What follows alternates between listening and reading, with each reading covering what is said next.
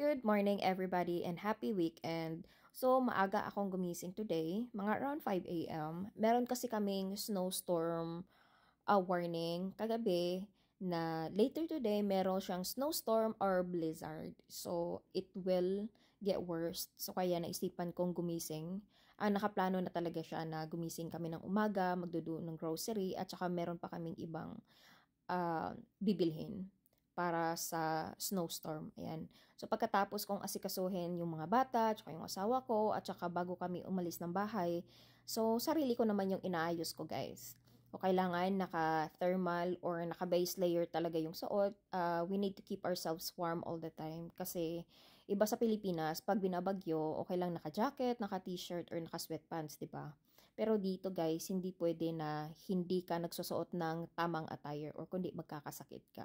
So they have their jackets, their hoodies, at saka yung thermal, at saka mga layers of clothes.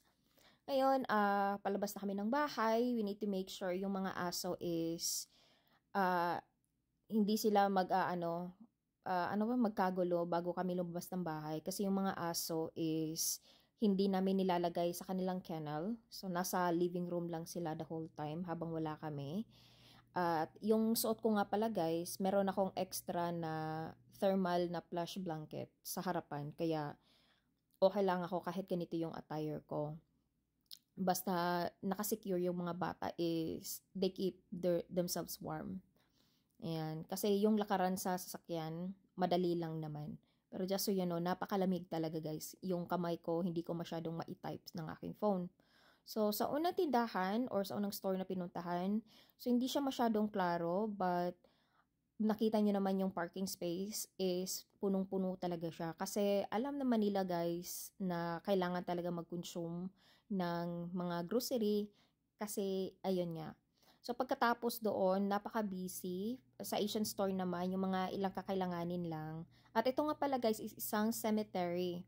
Parati namin siyang nadadaanan. Parang ano lang siya, playground.